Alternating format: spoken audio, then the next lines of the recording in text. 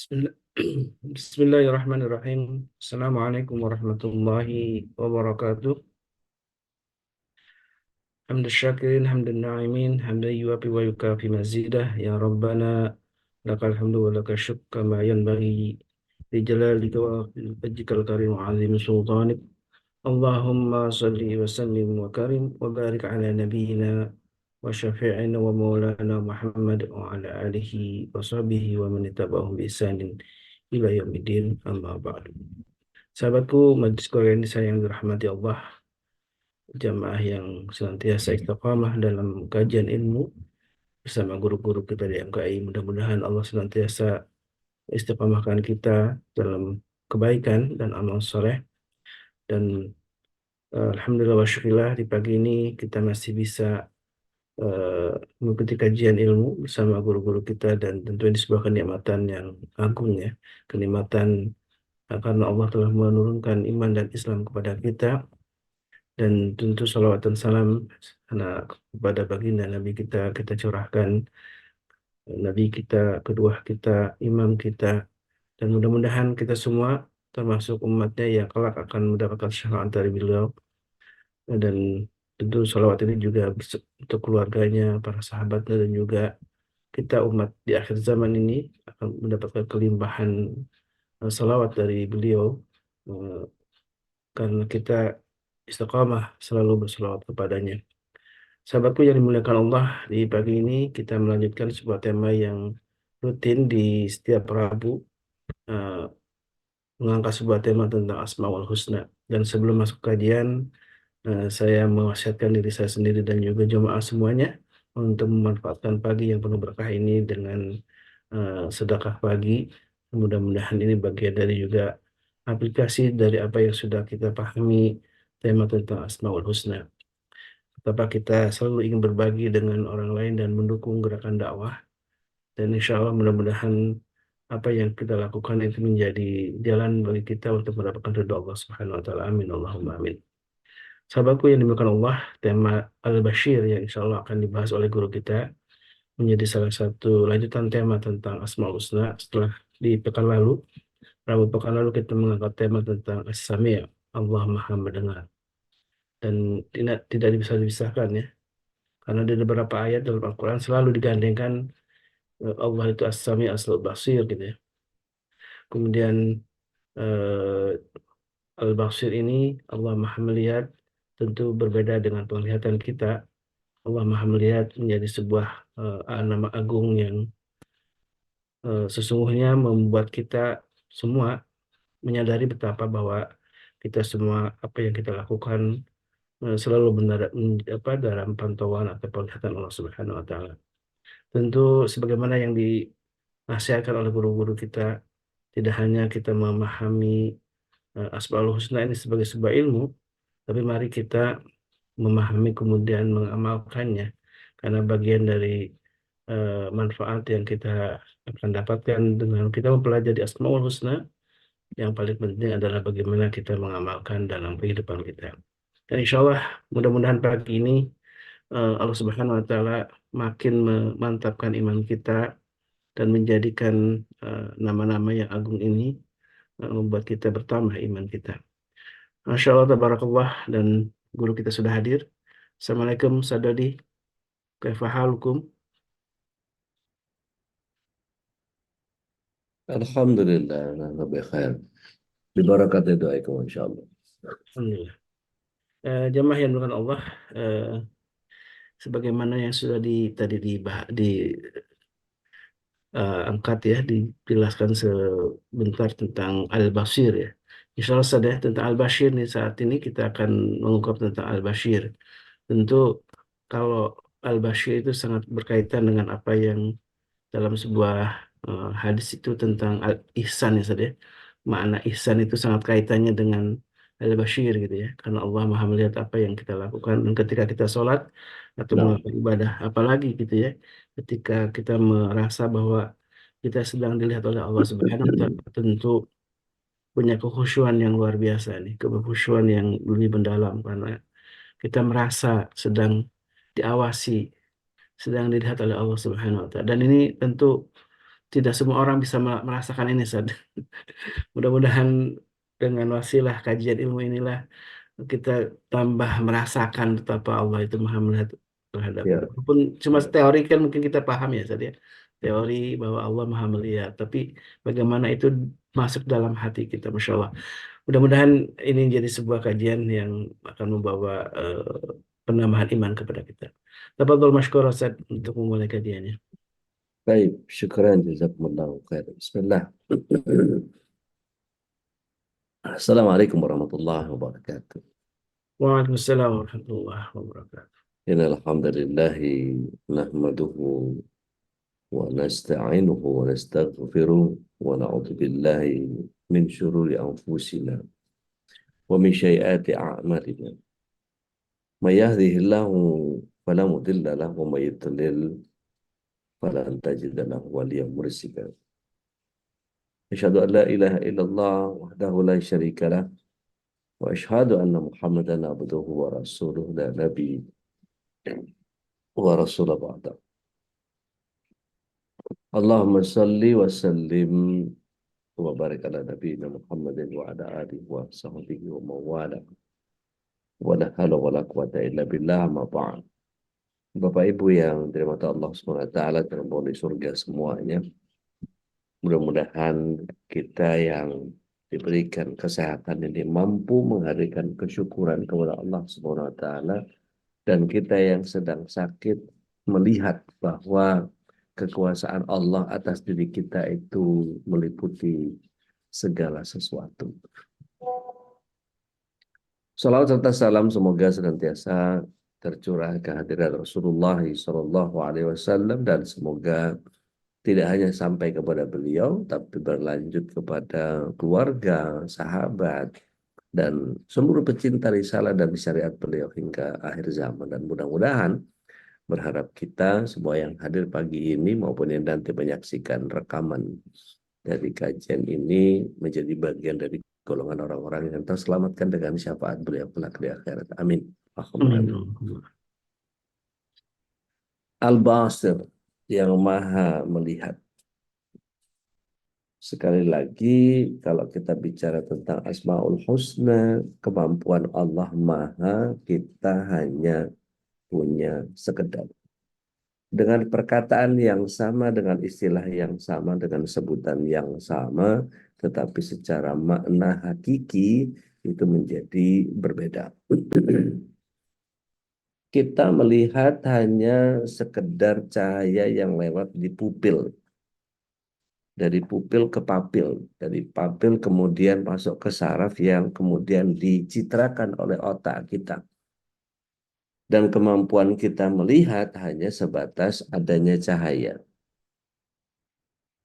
Kalau lampu saya ini saya matikan, ini kan menjadi berubah dan kemudian menjadi gelap, hilang.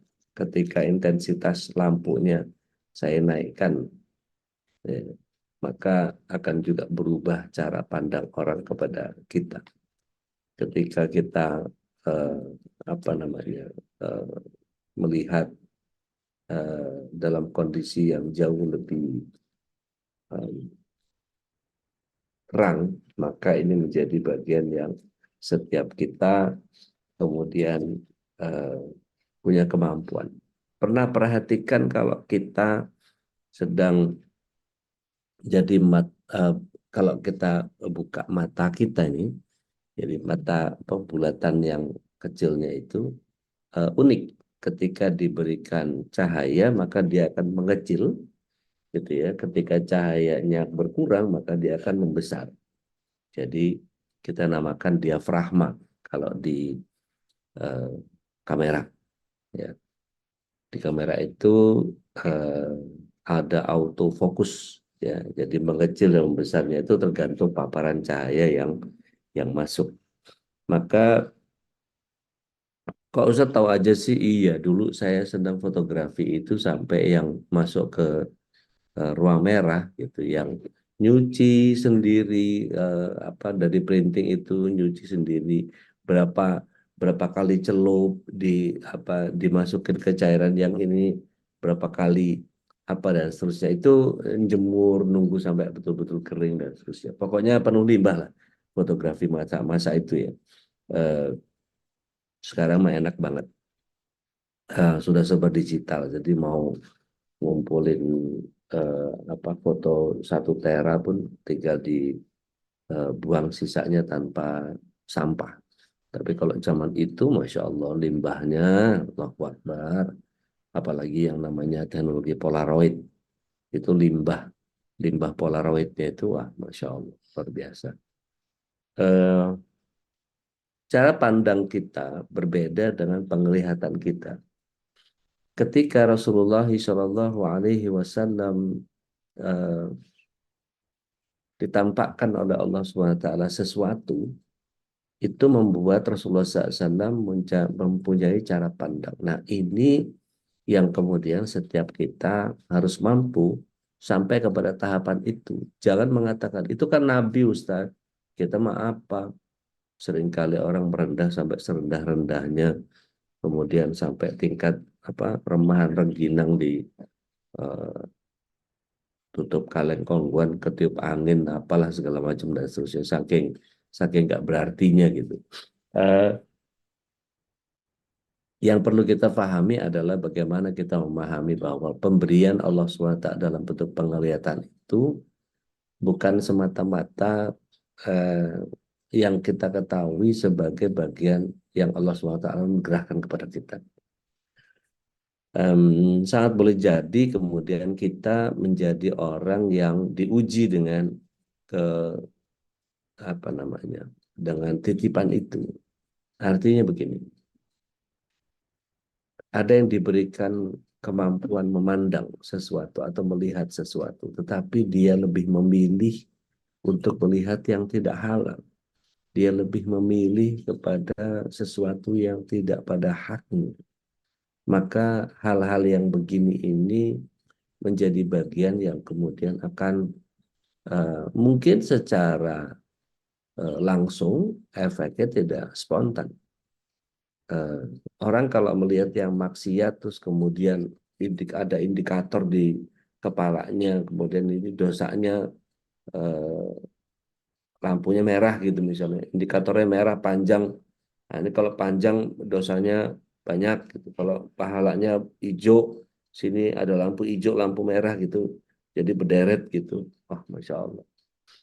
Eh, Ketika kita tahu bahwa Allah SWT tidak menampakkan itu, seorang tabi'in bernama Muhammad bin Wasi', beliau menyatakan, seandainya saja Allah Subhanahu wa taala menampakkan maksiat kita sebagaimana bisul bernanah yang ada di wajah kita, pasti tidak akan ada orang yang mau eh, berkenalan dengan kita. Seandainya Allah Subhanahu wa taala menampakkan dosa-dosa dari tubuh kita itu dalam bentuk bau busuk yang menyengat, pasti tidak ada satupun orang yang mau dekat dengan kita. Maka alhamdulillah Allah masih tutup aib kita, ditutup pandangan orang tentang keburukan-keburukan kita. Maka Rasulullah SAW juga menyampaikan bahwa Allah Subhanahu wa taala itu tidak pernah memperhatikan kita dari penampilan. Allah Subhanahu wa taala dinyatakan bahwa innallaha la yanzuru ila suwarikum wa amwalikum, dan banyaknya harta. Bukan penampilan, bukan banyaknya harta. Walakin yanzuru ila fi qulubikum wa amalikum. Akan tetapi Allah SWT lebih memperhatikan bagaimana menyelaraskan antara hati dengan amal, itu yang Allah SWT perhatikan. Pagi ini ada orang yang sekitar 57 orang lebih ada di depan eh, gawainya, ada di depan gadgetnya. Ada yang sambil melakukan sesuatu, ada yang masih nggak pakai penutup aurat, ada yang sambil ini, sambil itu, apa segala macam dan seterusnya. Tidak dalam keadaan bersiap untuk menerima ilmu. Karena adab bermajelis di dalam kaidah online itu berbeda dengan adab bermajelis ketika kita hadir. Ketika kita hadir, kita akan mematut diri supaya dilihat oleh orang baju kita bagus. Kita akan pantaskan diri dengan tas, dengan manset, dengan kaos kaki, dengan ciput, dengan khimar, dengan abaya yang matching, dengan selop atau sendal yang matching. Yang ketika keluar itu bukan karena Allah, maka yang akan dicari oleh seseorang adalah pandangan manusia terhadapnya. Maka sejatinya yang begini ini dia salah niat. Dia ingin orang lain melihat dia sebagai wanita atau pria yang soleh, soleha.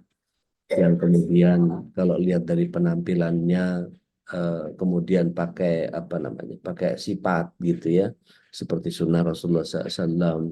Kemudian dia apa menggunakan eh, selipan siwak di apa namanya di kantongnya gitu ya, dan kemudian dia pakai cincin di apa di sebelah kelingking, kemudian eh, dan lain-lain.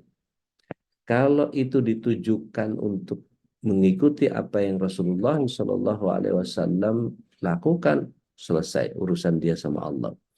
Tapi ketika dia melakukan itu semua hanya untuk dilihat oleh orang, maka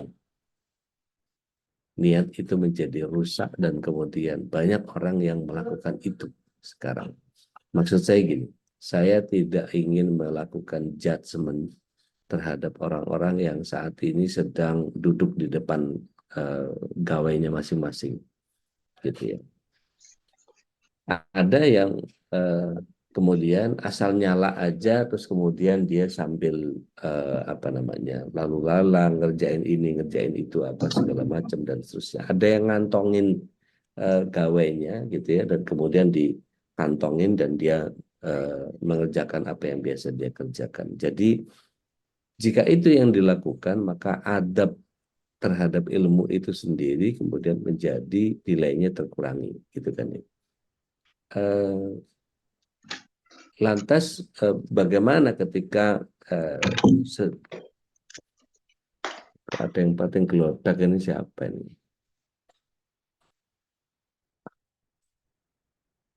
Eh, Ketika kita tahu bahwa eh, ada orang yang dengan catatan, dengan siap Al-Quran di sampingnya, dia duduk tekun dan kemudian mengikuti, maka adab bermajelis ilmunya sudah dia jalankan. Dan kita nggak bisa lihat satu-satu, gitu ya.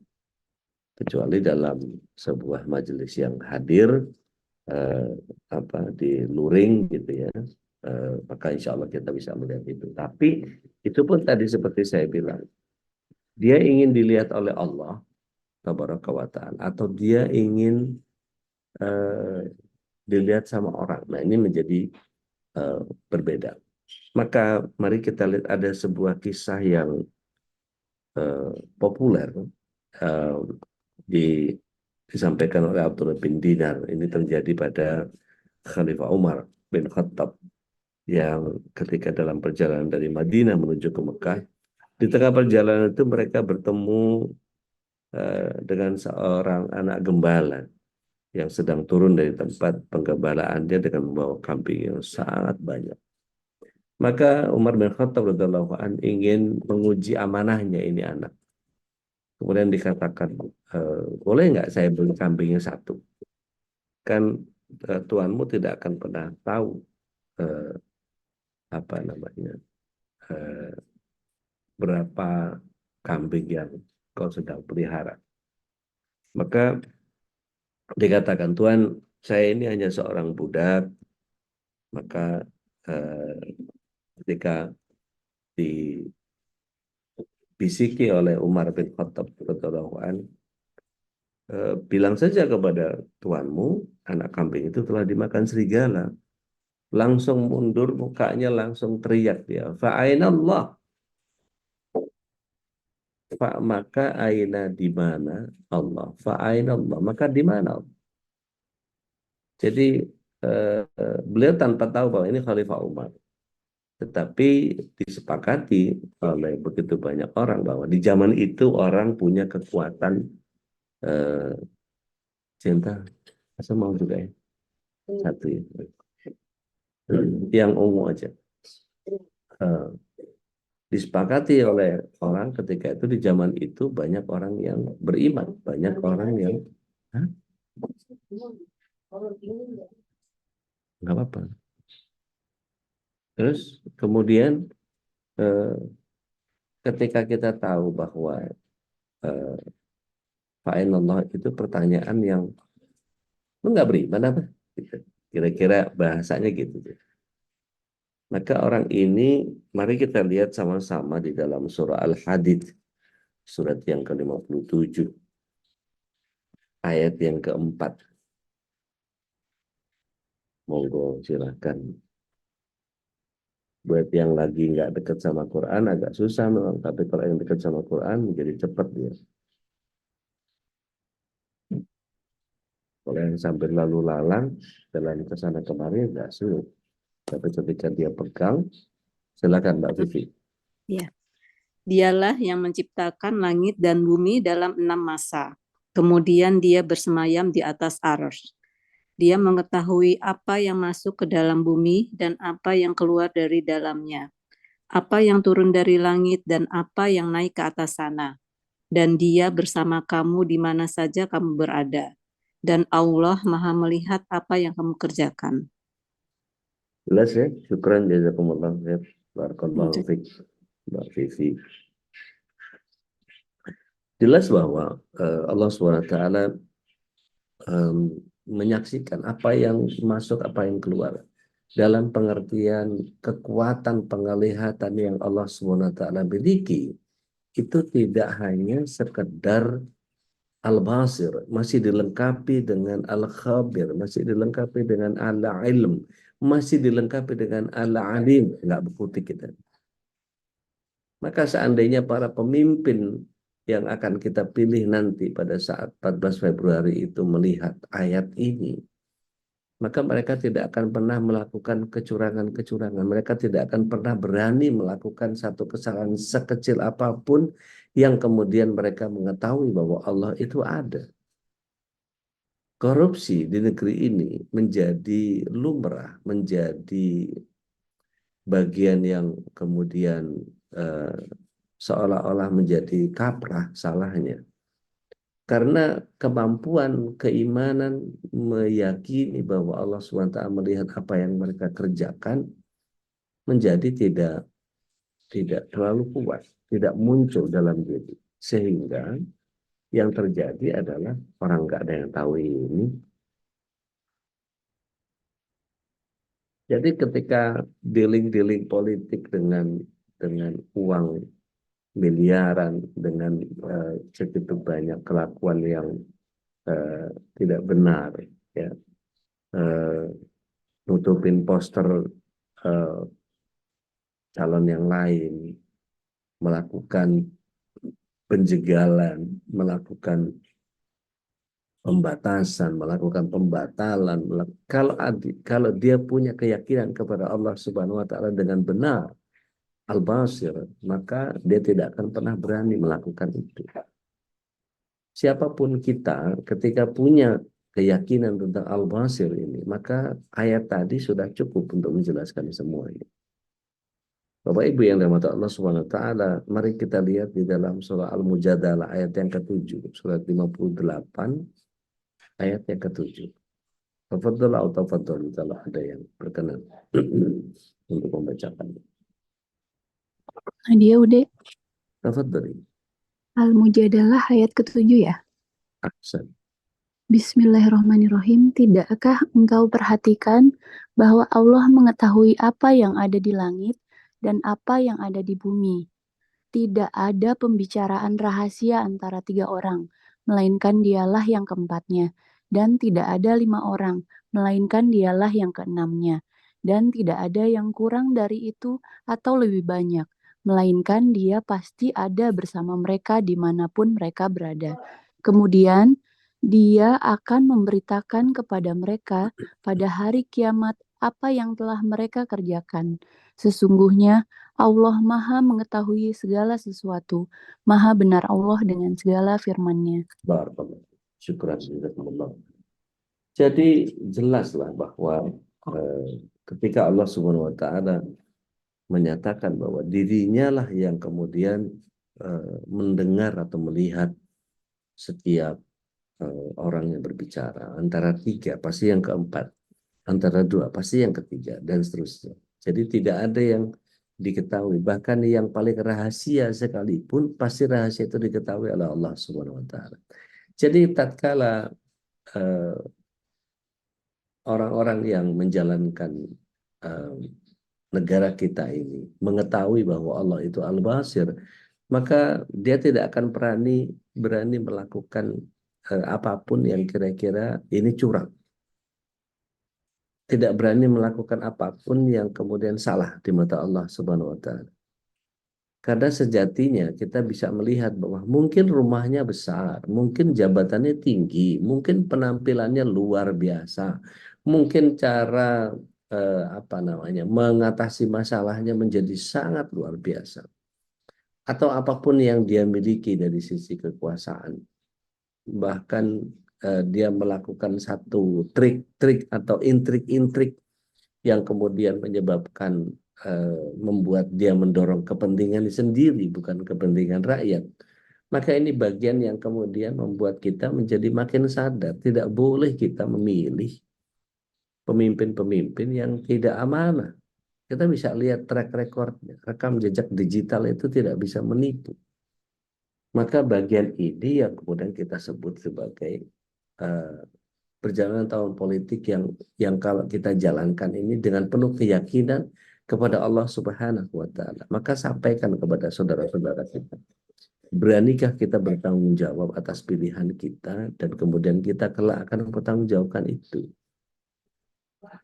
Maka kembali kepada anak gembala tadi, kata-kata fa'inallah tadi menyatakan bahwa maka di mana Allah. Memang majikannya tidak akan pernah lihat. Tuannya tidak akan pernah tahu berapa kambing yang kemudian hilang dan seterusnya. Dia tidak melihat apa yang dilakukan. Tapi bagaimana dia telah menipu Allah? Bukankah Allah melihat semua yang dilakukan dan dia tahu apa yang terbersit bahkan dalam hati manusia. Di setiap malam kita selalu senantiasa membaca 2 ayat terakhir Al-Baqarah. Amanar rasulu bima unzila ilaihi min rabbihi wal mu'minun, dan seterusnya. Ketika kita tahu bahwa ayat sebelumnya, yaitu ayat yang ke-284, perhatikan Al-Baqarah 280. A'udzu billahi minasyaitonir rajim. Lillahi ma fis samawati wa ma fil ardh. Wa in tubdu ma fi anfusikum aw tukhfuhu yuhasibukum bihim. Fa yaghfir liman yasha wa yu'adzibu man yasha. Ada yang mau diampuni sama Allah, ada yang mau diadab sama Allah sekehendak Dia. Maka kalau kita tidak tahu kita ini orang yang pasti dimasukkan ke dalam golongan orang surga, atau kita adalah orang yang kemudian nggak tahu juga akankah kita menjadi orang yang su'ul khotimah dan kemudian dimasukkan ke neraka, atau setidaknya na'udzubillah min dzalik tsumma na'udzubillah, kita akan dicelup-celup di neraka baru kemudian dimasukkan ke surga. Ini kan bagian yang mengerikan juga. Maka ketika itu kita ingin hindari, maka jangan pernah melakukan sesuatu yang kira-kira sudah pasti salah. Maka ada kata-kata mutiara yang menyatakan, jika kamu sendirian, jagalah hatimu. Jika kamu di tengah orang, jaga lisanmu. Jika kamu di hadapan meja makan, jaga perutmu. Jika kamu di jalanan, jaga matamu. Sesungguhnya Allah Ta'ala melihatmu. Jadi Khalifah Umar menangis ketika itu, dan kemudian dia mengajak anak gembala itu menjumpai majikannya untuk dimerdekakan. Setelah dimerdekakan, Khalifah Umar berkata bahwa kalimat fa'inallah tadi telah memerdekakanmu di dunia ini. Semoga dia pun akan memerdekakanmu di akhirat. Ini bagian yang kemudian sikap mulia yang ditunjukkan oleh sang penggembala tadi. Dia menyadari betul bahwa Allah Maha menyaksikan, Allah Al-Basir. Maka tidak ada satupun yang dilakukannya yang tidak dilihat oleh Allah Al-Basir. Izinkan saya menceritakan satu pesantren. Ini sebuah kisah ilustrasi yang kemudian kiainya itu punya sorban kesayangan. Apa namanya, rida, sorban, selendang. Kemudian katakanlah misalnya ini gitu ya. Ini katakanlah ini sebagai rida gitu ya. Dan ketika dipakai oleh kiai ini untuk ngajar sekian lama dan kemudian semua orang kagum dengan pola pikirnya si kiai ini. Maka satu kali kiainya ngasih kuis. Siapa yang bisa mengerjakan tugas dan menjawab pertanyaan dengan benar, maka dia akan mendapatkan sorbanku ini. Wah, semua antusias. Oh, siapa yang nggak mau? Gitu. Kalau kemarin kita dengar Bapak Haikal menyatakan siapa yang nggak mau baju bekasnya Rasul, siapa yang nggak mau bekas sarungnya Rasul, siapa yang nggak mau bekas apa yang pada Rasulullah SAW dengan kecintaan. Maka pada kiai begitu. Maka kiai ini meminta kepada anak muridnya, para santrinya untuk coba ambil batu, ya, bawa ke sini.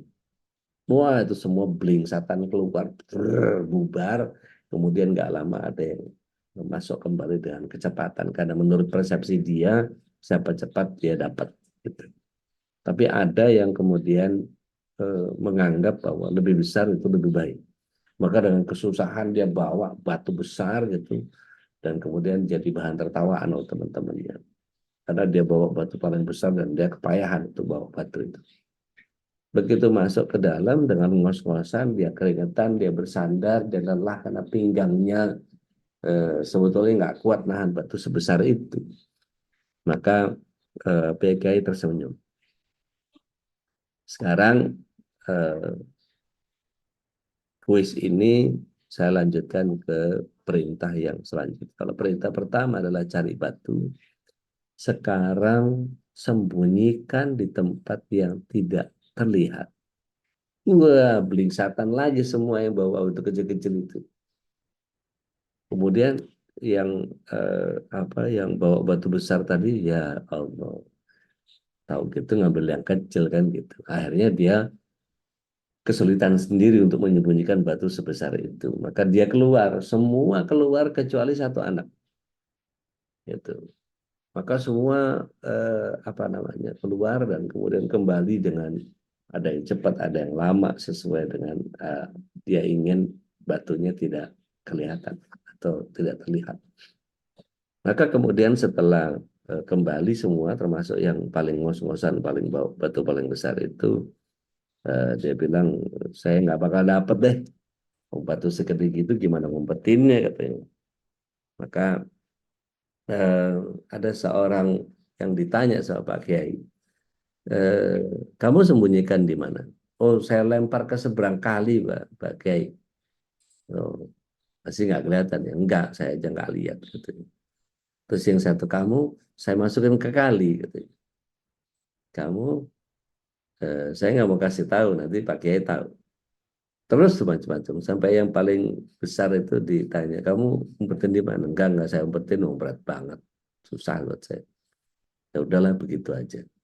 Tapi ada satu anak yang nggak keluar ini yang dia ketika cari bekang batu itu kecil batunya, coba seujung jari gitu. Dia mematut gitu. Punya ide tapi murung. Punya ide murung. Punya ide murung. Punya ide murung. Terus kemudian dia geleng-geleng dan kemudian dia nangis. Karena dia kepengen banget dapat yang namanya sorbannya Pak Kiai itu. Tapi dia adalah orang yang tidak mampu menyelesaikan tugas. Maka kemudian dia ditanya, kamu kenapa? Ya, saya bawa batu ini sambil nangis dia ngomong. Saya nggak tahu ngumpet ini di mana. Nggak ada tempat yang tidak terlihat karena Allah Maha melihat. Maka Pak Kiainya ambil sorbannya itu baru kemudian ini milikmu. Jadi Pak Kiai sedang mengajarkan tauhid, sedang mengajarkan akidah, sedang mengajarkan bahwa yang kau pahami itu benar. Jadi ketika kita paham bahwa Allah Subhanahu wa taala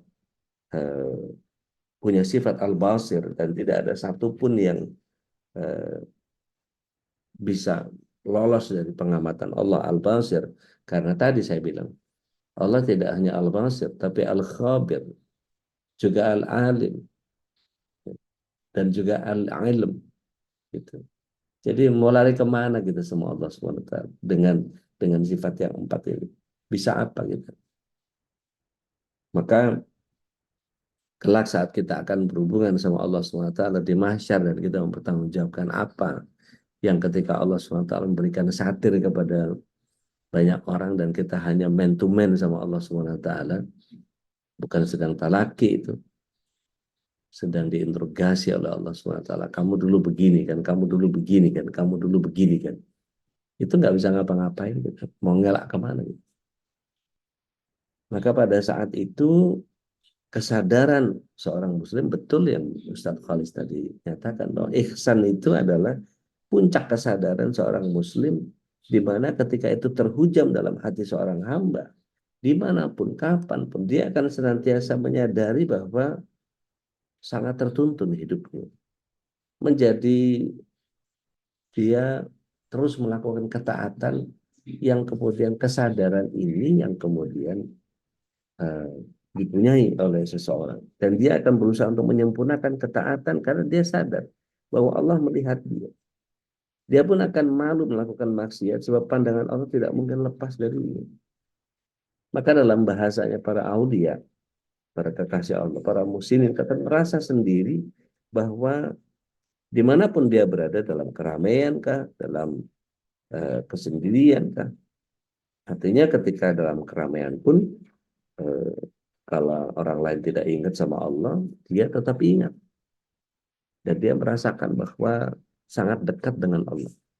Maka begitu pula ketika dia sendiri, maka tidak akan pernah dia bermaksiat ketika sendiri. Bertakwa itu kan ketika sendiri agak repot ya.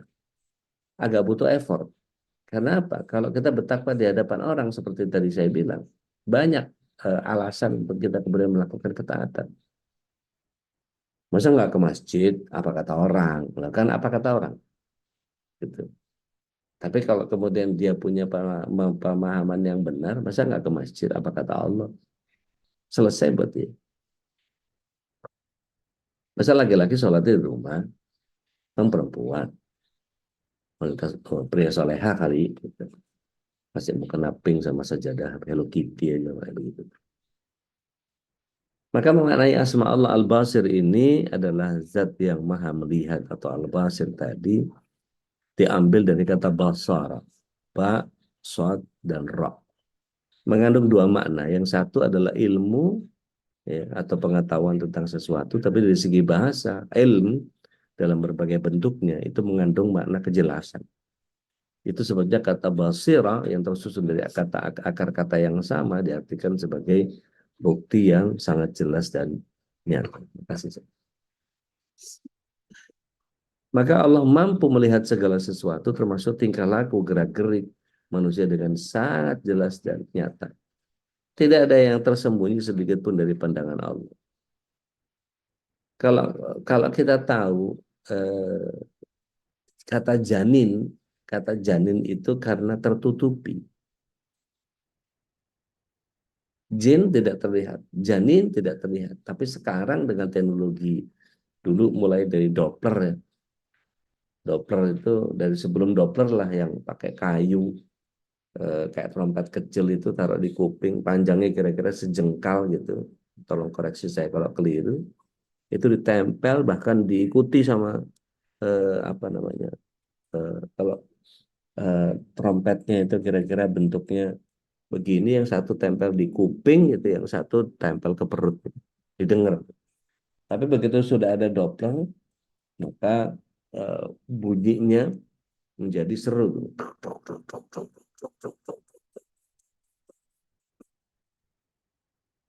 Sekarang sudah ada USG, bahkan sudah bisa 4 dimensi.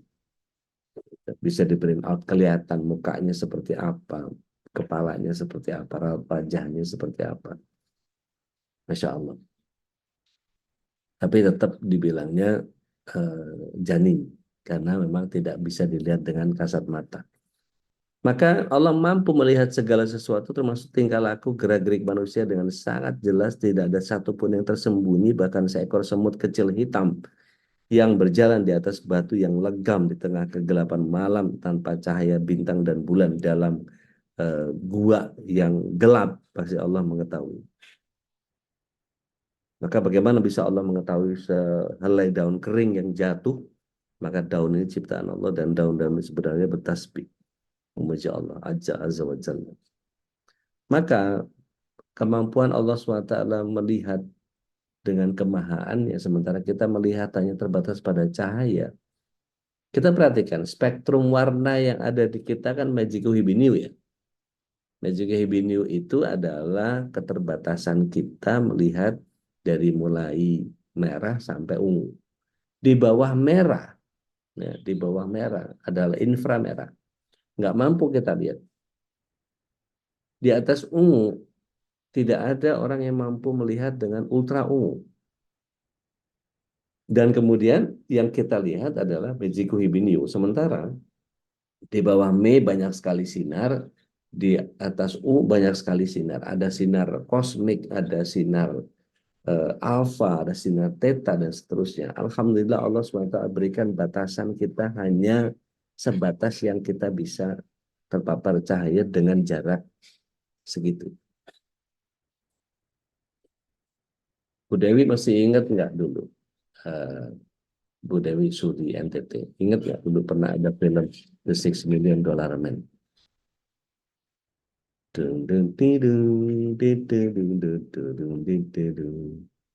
Itu begitu ngelihat dari jarak jauh,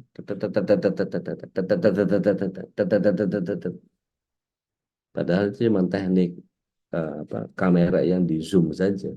Tapi kita menyaksikan sebagai wah kemampuan Steve Austin, The $6 Million Man yang setengah robot itu, yang bionik itu punya kemampuan melihat sebegitu jauh.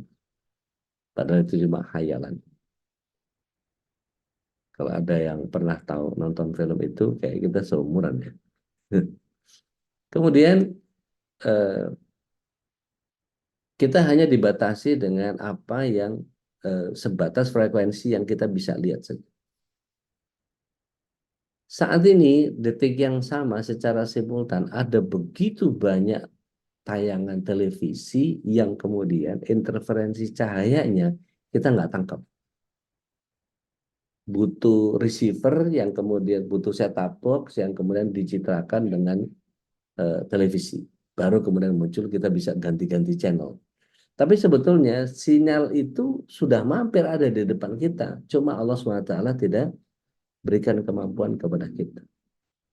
Di sekitar kita, kalau kita punya Toyo Linue, gitu ya, Indigo lah apa segala macam, tanya Ustadz Sahal tuh, bagaimana seseorang bisa melihat sesuatu yang tidak tampak. Begitu ngelihat kiri, ada ini, atas, ada itu, kanan, ada itu, ini, kita sibuk. Gitu. Kita sibuk sama itu. Kita nggak bisa ngapa-ngapain kalau diberikan kesempatan untuk bisa lihat itu. Dan perhatikan ya, tidak ada kemampuan orang yang beriman bisa melihat itu. Seandainya ada, pasti yang pertama dia menipu. Yang kedua, orang beriman tidak mungkin bisa melihat sesuatu yang gaib. Ada yang berkenan buka surat yang ke-7 ayat yang ke-27 bagian frase yang terakhir, dua frase terakhir, silahkan. Ada yang berkenan? 7 ayat 27. Nah. Bismillahirrahmanirrahim. Wahai anak cucu Adam, janganlah sampai kamu tertipu oleh syaitan, bagaimana halnya dia atau syaitan telah mengeluarkan ibu bapakmu dari surga dengan menanggalkan pakaian keduanya untuk memperlihatkan aurat keduanya. Sesungguhnya dia dan pengikutnya dapat melihat kamu dari suatu tempat yang kamu tidak bisa melihat mereka. Nah, ayat ini boleh diulang, Mbak? Sesungguhnya dia dan setan itu pengikutnya dapat mm-mm, melihat kamu dari dapat melihat kamu dari satu tempat yang kamu tidak bisa melihat mereka. kamu tidak bisa melihat mereka. Syukuran, Mbak. Sesungguhnya kami telah menjadikan setan-setan itu pemimpin bagi orang-orang yang tidak beriman. Baik, barakallahu fiik. Mbak, Ayat. kita lihat ayat itu menyatakan mereka setan-setan itu dan pengikut-pengikutnya bisa melihat kita dari satu tempat yang kita tidak bisa melihat mereka. Dan nggak usah ngotot, ayatnya bilang gitu. Oh ini enggak Ustadz, ini kiai, ini wali, ini wali apa? Wali murid, wali santri, nggak ada. Allah bilang begitu berarti nggak ada yang mampu. Oh ini dibikin karomah, enggak, bukan karomah itu. Itu namanya kesurupan. Tanya Ustaz Sahal deh. Orang melihat sesuatu yang gaib itu ada dua kemungkinan. Dia bohong atau di dalam dirinya ada jin sehingga dia meminjam indera kita untuk merasakan kehadiran jin yang lain. Coba tanya sama Ustaz Sahal. Karena ayatnya begitu, saya lebih percaya ayat. Gitu. Jadi mau kiai besar pondok, pemimpin pondok pesantren terbesar se-Asia Tenggara atau seluruh dunia sekalipun, tapi kalau punya kemampuan untuk bisa pakai khodam, bisa manggil, bisa tahu ini itu apa segala macam dan seterusnya, buat saya itu sebuah kesalahan. Kenapa? Karena sampai bisa melihat dan kemudian sampai bisa apa namanya minta bantuan segala macam ini itu. Ada yang berkenan buka surat 72 ayat 6. Silakan. Saya mengurangi beropini ya, Bapak Ibu, dirahmati Allah SWT. Saya mengurangi beropini. Mungkin orang lain bisa pinter ngecap, bisa pinter cerita, bisa ngedongeng apa saja. Dibaca Nah, lagi. Tapi dia saya, udah. yuk Siapa? gantian, silakan. Silakan. Yuk gantian, Silakan. silakan. Siapa? Nggak usah berebut. Bebas siapa? Iya, silakan, silakan. Saya apa Husairi? Mangga, mangga, mangga. Oh Dia, iya. mangga. Ayat 6 ya, surah 72 ayat 6. Bismillahirrahmanirrahim. Dan sesungguhnya ada beberapa orang laki-laki dari kalangan manusia yang meminta perlindungan kepada beberapa laki-laki dari jin. Tetapi mereka, jin menjadikan mereka manusia bertambah sesat. Jelas ya? Syukuran, jazakumullah. Barakallahu fiik. Wa annahu kana rijalu minal jinni insi wa uzuna min rijal minal jinni fazaduhum rahaq. Tambah dosa, tambah sesat. Jadi kalau ada pemimpin siapapun gitu, saya nggak peduli siapapun. Mau orang soleh, jenggotnya lebih panjang dari saya, sorbannya lebih tebal dari saya, wanginya lebih Arab, doanya lebih fasih, Masya Allah. Saya nggak peduli. Selama dia bisa punya kemampuan melihat sesuatu yang tidak tampak, maka lupakan. Itu wali Ustaz, bodoh amat. Saya lebih percaya ayat daripada percaya manusia. Jadi jebakan-jebakan setan yang begitu itu saya udah kenyang. Waktu zaman masih belajar tarekat dulu, masih belajar macam-macam. Ya Allah. Penglihatan-penglihatan itu tuh apa? Kalau eh, apa namanya? Saudara-saudara saya dari kalangan orang Jawa itu apa? Sawang sinawang gitu. Kayak iya padahal enggak gitu. Nah, ini yang kemudian membuat kita menjadi eh, harus mampu meneladani apa yang Allah Subhanahu wa taala hadirkan dalam Al-Basir ini. Maka Umar bin Khattab radhiyallahu an pernah berkata, lebih baik aku berjalan di belakang singa daripada berjalan di belakang wanita. Karena perempuan itu pesonanya Masya Allah. Kata sebagian jamaah mungkin, alah Ustaz, saya ini sudah tua, enggak ada yang menarik dari saya. Lu jangan salah. Para aki-aki itu senengannya juga nini-nini kan gitu. Maka ketika kita lihat ada begitu banyak orang yang dengan dandanan Mungkin enggak, saya enggak dandan, Ustaz, saya apa adanya. Iya, tapi kecantikan yang ibu punya dari dalam, dari sikap, dari gaya, dari cara kita melakukan sesuatu dan seterusnya. Itu sampai-sampai menumbuhkan begitu banyak penyair yang eh, kalau berkata-kata itu eh, Masya Allah itu. Senyumanmu membekas di hatiku. Para penyair itu. Ya, kelingan matamu masih menghujam di dadaku. Itu bagian yang kemudian aku tak bisa melupakanmu apa segala macam. Itu betul-betul kecantikan yang selalu luar biasa. Maka para wanita itu dengan semua kecantikannya, gitu, maka banyak yang kemudian tidak ingin merusak eh, orang lain dengan apa? Dengan cadar misalnya. Saya pernah bawa jamaah umroh dari eh, Jakarta Selatan itu.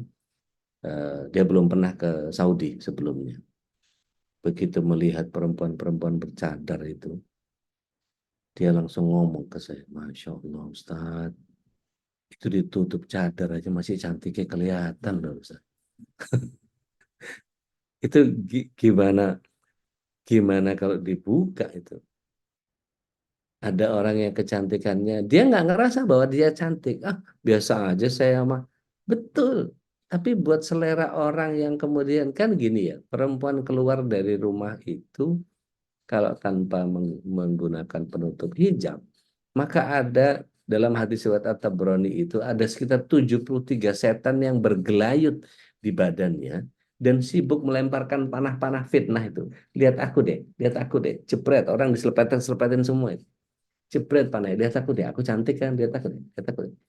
Maka kalau ada seorang perempuan yang mematur dirinya lebih kepada penampilan, saya harus pakai ciput warna ini, untuk himar yang seperti ini dan abaya seperti ini, manset yang ini, kaos kaki yang ini dengan sepatu yang ini dengan tas yang ini, maka sejatinya agak beda tuh.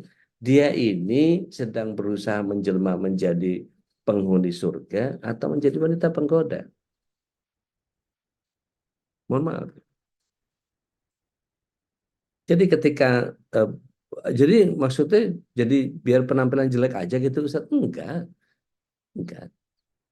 Enggak usah ditampilkan, enggak usah ditampakkan. Makanya kemudian banyak orang-orang eh, Arab itu menggunakan hitam-hitam. Hitam itu kesannya menyembunyikan. Tapi di Indonesia ini begitu umroh malah dikasih mukenanya putih ya.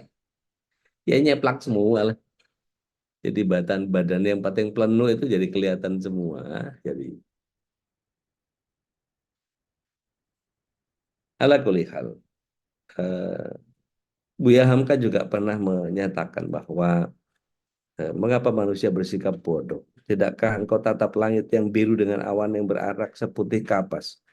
Atau engkau turuni lembah sehingga engkau dapatkan air yang bening? Atau engkau bangun di malam hari, kau saksikan bintang gemintang bertaburan di langit biru dan rembulan tidak pernah bosan orang menatapnya?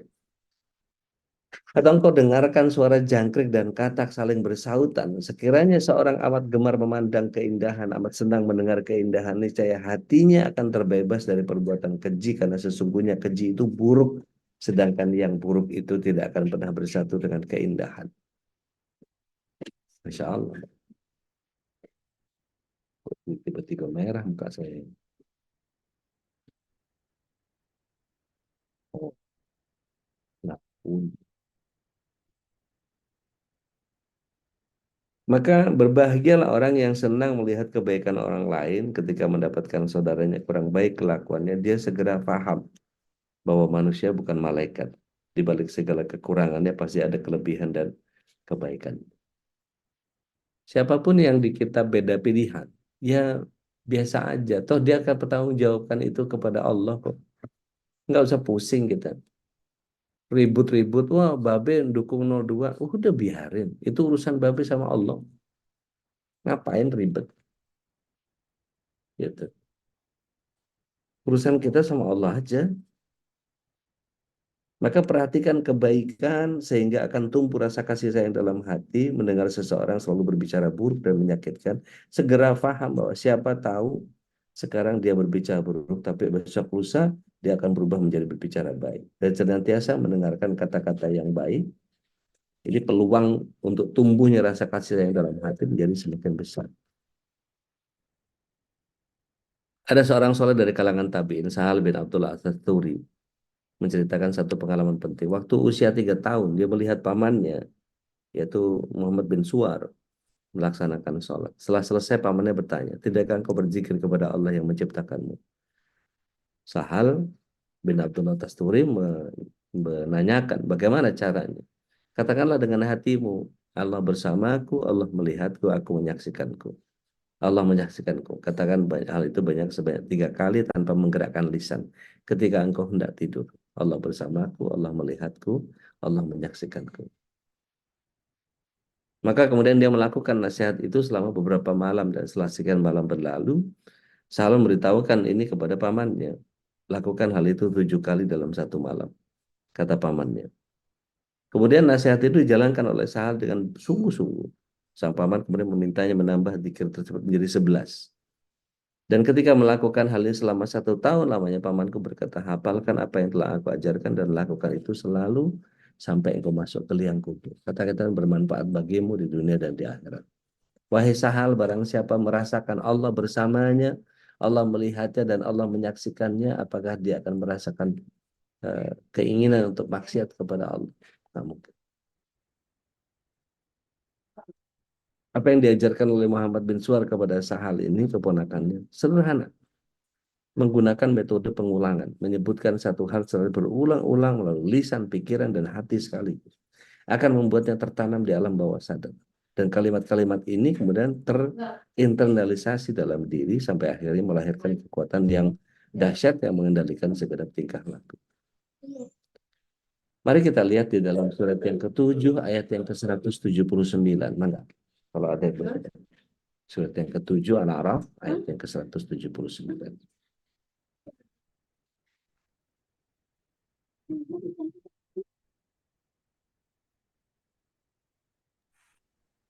Ya udah. Apa tuh? Dan sungguh akan kami isi neraka jahanam banyak dari kalangan jin dan manusia. Mereka memiliki hati, tetapi tidak dipergunakan untuk memahami ayat-ayat Allah. Hatinya lalai dari mengingat ayat-ayat Allah. Lebih banyak mendengarkan musik. Lebih banyak mendengarkan sesuatu yang nggak manfaat. Yang ini ngomongin 01, yang ini ngomongin 02, ini ngomongin 03. Buat apa? Banyakin Al-Quran aja. Lanjut.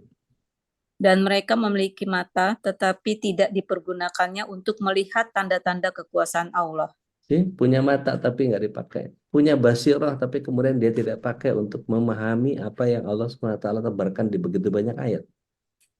Lanjut. Dan mereka mempunyai telinga, tetapi tidak dipergunakannya untuk mendengarkan ayat-ayat Allah. Kemarin kita sudah bahas As-Sami di pekan lalu. Malah sibuk mendengarkan omongan orang, gunjingan orang, sibuk dengan omongan ini itu apa segala macam. Apa yang tren sekarang? Apa yang ngapain? Buat orang yang masih senang musik sampai saat ini, mohon maaf ya, saya berharap nanti pada waktu sakaratul maut nanti dipanggilkan organ tunggal buat Anda. Kalau Anda ridho, monggo silakan berwasiat kepada keluarga. Saya pecinta musik. Maka nanti kalau saya sakaratul maut, setelin aja organ tunggal, panggil konser artis siapa kayak gitu. Atau setelin murata apa MP4-nya siapa. Silakan. Tapi kalau enggak ya itu tadi, jangan kita dilalaikan dari itu. Maka Allah sebut sebagai apa, Mbak Vivi? Mereka seperti hewan ternak, bahkan lebih sesat lagi. Ya Allah. Mereka itulah orang-orang yang lengah. Barakallahu fiik. Syukran jazakumullah khairan, Mbak Vivi. Jadi mereka orang-orang yang bahkan lebih sesat dari binatang ternak. Binatang ternak itu masih terlalu indah untuk apa namanya? Untuk dijadikan sebagai patokan. Ini lebih sesat daripada binatang ternak. Kan waktu itu kita pernah bahas ya bahwa posisi hina mulia baik buruk itu sampai melesat ke apa? Laqad khalaqnal insana fi ahsani taqwim. Tsumma radadnahu asfala safilin. Jadi manusia itu punya potensi melesat setinggi bahkan lebih mulia daripada malaikat karena Rasulullah SAW pernah Rasulullah SAW itu melewati kemampuan kemuliaan seorang malaikat Jibril, akan tetapi pada saat yang sama manusia juga punya kemampuan bahkan untuk lebih iblis dari iblis yang paling iblis. Ada nggak ayat atau hadis atau makalah ulama yang menyatakan bahwa setan ganggu setan? Ada nggak? Setan ngomongin setan, ada nggak? Atau paling parahnya setan bunuh setan, ada nggak? Nggak ada. Di surat Naml 112 itu justru setan ganggu kita.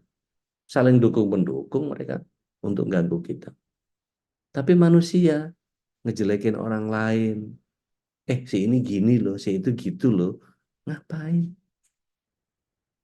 Apa manfaatnya buat kita? Kalau Allah melihat kita sedang menggunjing, ya Allah, ya Rabbi. Nggak usah.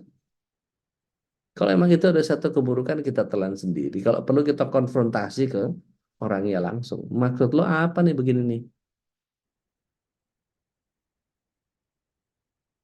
Ketika kita tahu bahwa Allah SWT memberikan kemampuan kepada kita untuk menyaksikan ini semua, pagi ini coba, saya nggak tahu siapa di antara Bapak Ibu yang ada di dekat dengan kondisi luar gitu ya, di jendela luar. Betapa pohon-pohon itu sejuk, betapa di tempat saya di Bekasi ini, Masya Allah, adem gitu, sejuk. Ada pohon-pohon yang sudah mulai merontokkan daun-daunnya, ada yang lebat, ada yang pendek, ada yang tinggi, ada yang warnanya hijau seger banget, ada yang wah, Masya Allah. Ya rumah saya Pak Ustadz. Masya Allah. Apalagi kalau yang punya piara ayam gitu ya, ada malaikat yang bertasbih, ayam-ayam yang bertasbih ketika melihat malaikat, Masya Allah. Ada buru-buru yang berkicauan, tapi bebas ya, maksudnya eh, bukan yang dipelihara. Gitu. Itu bagian yang kemudian kita lihat betapa Allah SWT menyimpan begitu banyak karunia yang Allah SWT berikan kepada kita. Cuman kalau kita tidak melihat dengan basirah yang tepat, maka menjadi sia-sia. Maka bagaimana meneladani Al-Basir ini?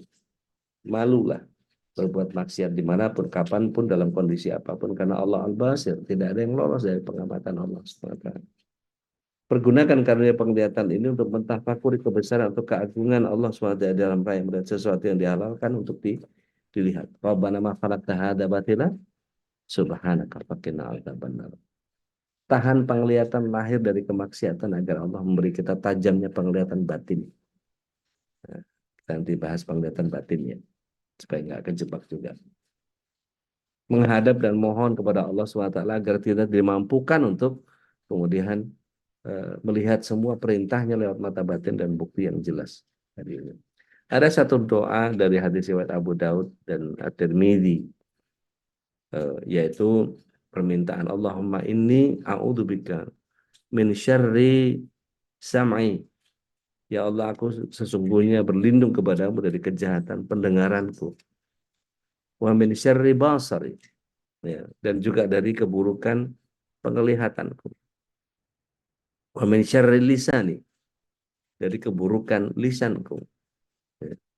Kemudian wa min syarri qalbi, dan juga keburukan yang ada pada hatiku. Wa min syarri minni, dan juga keburukan angan-angan. Seringkali kita punya begitu persoalan yang di dalam Risalatul Qusyairiyah. Barang siapa menundukkan pandangan dari hal-hal yang diharamkan, menahan diri dari gejolak syahwat, memakmurkan batinnya dengan muraqabah, mendekati Allah, menghidupkan lahirnya dengan mengikuti sunnah, dan melazimkan dirinya dengan makanan yang halal, maka satu firasat pun tidak akan pernah keliru dari saking dalam. Wallahu a'lam.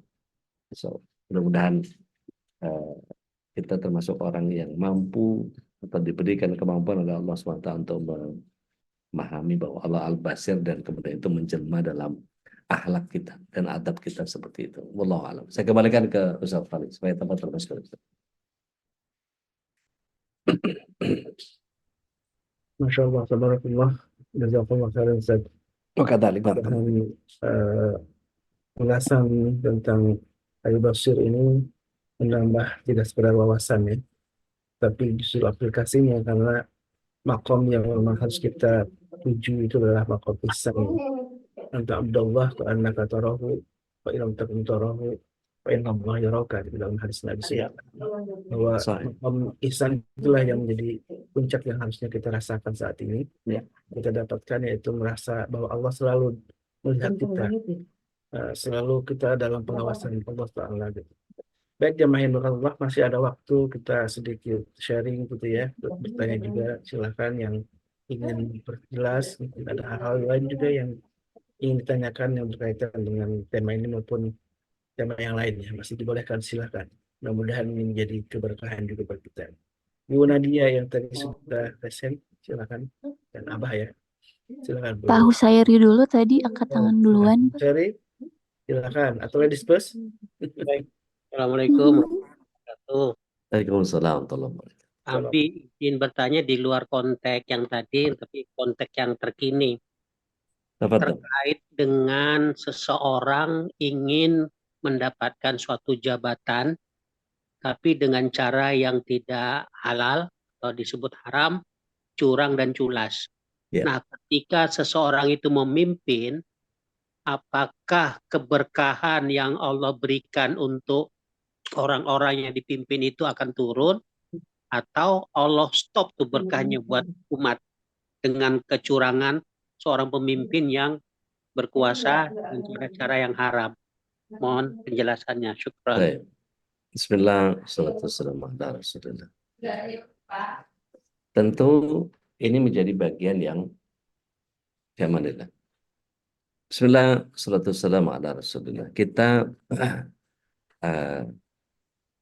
tidak bisa melihat secara keseluruhan apa yang dia lakukan ketika melakukan apa yang seperti kita bayangkan. Maksud saya gini, tahu nggak kita berapa banyak istighfar yang dia lakukan ketika melakukan itu? Jangan-jangan istighfarnya sudah diterima oleh Allah SWT. Pernah tahu nggak kita, dia berusaha untuk memilahkan mana harta yang syubhat, mana harta yang halal untuk kemudian dia santuni anak-anak yatim. Atau dia lewat beberapa orang melalui tangan kanannya misalnya, dia meminta untuk bikin rumah tahfiz di mana-mana. Atau bangun masjid, atau apa saja amal soleh. Sementara dia melakukan itu atas perintah partai misalnya. Sementara dia melakukan itu atas kepentingan orang-orang yang di sekitar dia. Sehingga dia terpaksa melakukan itu. Bisa kita hukumi orang yang begini? Nggak bisa. Kita hanya melihat dohirnya saja. Jadi saya selalu husnuzon dengan orang yang melakukan kesalahan-kesalahan karena saya menempatkan diri saya dulu. Allahu Akbar. Kalau saya tidak diselamatkan oleh Allah Subhanahu wa taala, maka nggak tahu saya bisa sampai kepada derajat ini atau tidak. Karena kalau saya masih saya yang dulu gitu, ya Allah, ya Rabbi. Alhamdulillah, Allah Subhanahu wa taala golongkan saya kepada orang-orang yang disembunyikan aibnya dan kemudian yang ditampakkan adalah kebaikan-kebaikan. Ini kita kalau ketemu nih, Bah, kalau saya main ke Bogor gitu, atau Abah main ke Bekasi gitu, atau kita ketemu di mana gitu. Terus Allah SWT tampakkan aib-aib saya, maksiat-maksiat saya, dosa-dosa saya ketika itu, dan kemudian itu tampak sama Abah. Abah pasti ketika ketemu, oh ini udah nih, twi mukanya. Diludahin udah saya. Alhamdulillah Allah SWT tutup aib kita. Alhamdulillah Allah tutup rahasia kita, maksiat-maksiat dan dosa-dosa kita. Allah SWT simpan. Maka tampakkan kebaikan saja, munculkan kebaikan saja. Begitu juga dengan prasangka kita. Masalah keberkahan Allah yang atur. Jangan lupa kita bahwa kekuasaan yang begitu luar biasa hanya sifatnya duniawi. Abah punten. Di surat 11 ayat yang ke-15, ayat 16 itu cukup bagi kita menyelesaikan bahwa persoalan dunia itu nggak akan pernah selesai di akhirat. Ketika kita orientasinya hanya dunia. Mangga. Surat berapa? 11 11. Ayat 15, ayat 16. Allahu Akbar. Barang siapa menghendaki kehidupan dunia dan perhiasannya, pasti kami berikan balasan penuh atas pekerjaan mereka di dunia dengan sempurna. Dan mereka di dunia tidak akan dirugikan. Nah, jelas kan ya? Dari situ bahwa Allah SWT kasih apa yang dia mau. Asal dia mau dunia, makanya yuridul hayati dunia wa zinataha digelontor sama Allah SWT. Istidraj, diberi itu. Apa? Mau apa? Mau jabatan, kasih. Mau pemilu menang, kasih. Mau apa? Menang, kasih. Dikasih, dikasih, dikasih, dikasih, dikasih. Mau harta, kasih. Mau apa, segala macam. Mau dimenangin, kasih. Kasusnya bermasalah dimenangin, kasih. Kasih. Nggak dikurangi sedikit pun sama Allah. Tapi ayat 16 yang mengerikan. Mangga, Pak. Itulah orang-orang yang tidak memperoleh sesuatu di akhirat kecuali neraka. Ya Allah. Dan sia-sialah di sana apa yang telah mereka usahakan di dunia. Dan terhapuslah apa yang telah mereka kerjakan. Bagaimana sholatnya? Bagaimana hajinya? Bagaimana sodakohnya? Habis. Jadi, sudahlah itu jadi bagian yang Allah SWT urusan sama dia lah ya gitu. Jadi bahasa gampangnya mungkin kita ya sudah nafsi-nafsi aja udah kalau begitu gitu. Tapi apakah keberkahan kita akan kemudian menjadi berbeda dengan apa yang pemimpin kita ketika mereka melakukan itu? Ya tentu berbeda ya. Bagian yang kemudian keberkahan yang diberikan kepada beliau secara pribadi dan kepada beliau secara entitas tentu menjadi bagian yang kemudian ya Allah maha cepat penghitungannya. Wallahu a'lam. Bisa. Dan Nadia emang enggak? Bismillahirrahmanirrahim. Assalamualaikum warahmatullahi wabarakatuh. Waalaikumsalam warahmatullahi wabarakatuh. Udah, kalau misalnya kita baikkah jika kita mau sholat, mau ngaji di rumah justru berdandan, berhias karena Allah suka keindahan, maha melihat gitu deh. Gimana? Oke. Bismillah. Salatu wassalamu ala Rasulillah. Selama itu untuk dikonsumsi sama pribadinya, dikonsumsi sama suaminya, oleh keluarganya, nggak ada masalah.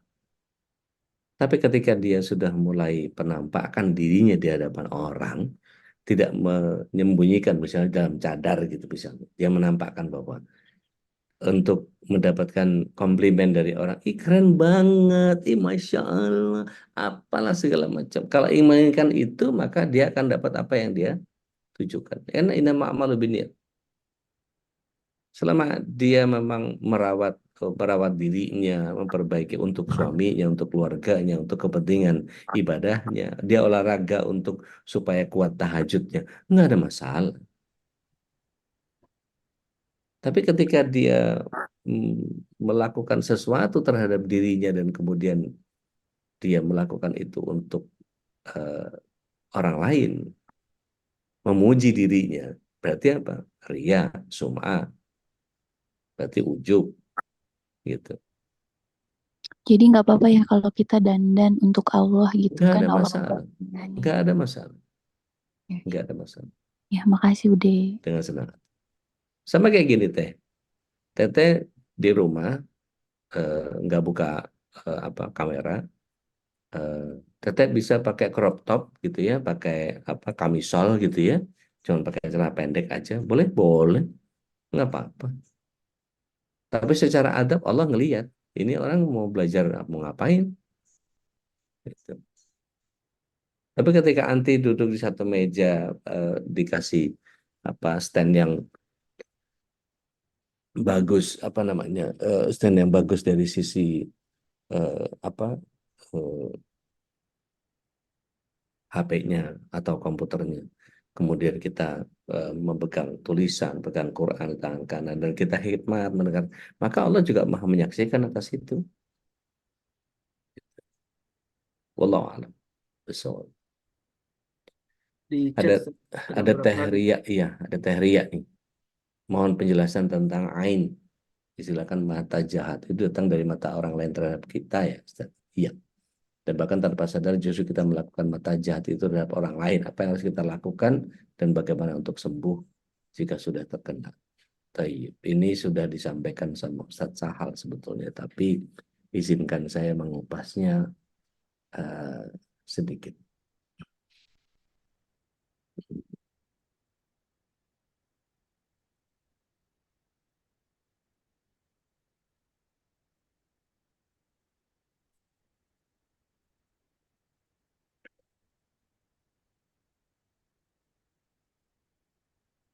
Baik. Izin ya tadi ya. Yang lain gara-gara tanya pertanyaannya Teria, jadi semua jadi tahu. Ini namanya berbagi rahmat itu begini. Saya punya materi ini, ain itu jangan main-main. Gitu ya. Ain itu datang dari dua. Ya, ain itu Rasulullah SAW menyatakan, andai ada sesuatu yang mendahului takdir, maka ain akan mendahulunya. Kalau diminta kalian mandi untuk ngobatin orang yang kalian timpakan penyakit ain itu, maka mandilah. Jadi bisa hilang dengan mandi air bekas air wudhu atau air bekas mandinya. Ain ini penyakitnya adalah dari pandangan, baik iri maupun takjub. Ya. Jadi baik rasa dengki ataupun rasa cinta. Misalnya nih, ngelihat batik buatan Teh Ria, gitu ya, Atira. Ih bagus banget, nggak pakai nyebut lafaz thayyibah gitu ya. Maka teteh cepet-cepet tambahin, Masya Allah, tabarakallah misalnya. Ih keren banget ini berapaan? Bikinnya siapa desainernya? Itu langsung kayak mau melayang gitu karena kita yang dipuji. Enggak, jangan. Masya Allah, tabarakallah. Subhanallah, Allahu Akbar. Biasa aja kok, memang variannya banyak dan seterusnya. Jadi tetap bagian yang melibatkan lafaz thayyibah itu menyelamatkan.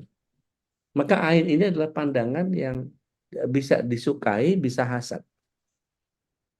Dan ini menyebabkan orang-orang di pandangan ini tertimpa satu bahaya. Apa? Macam-macam.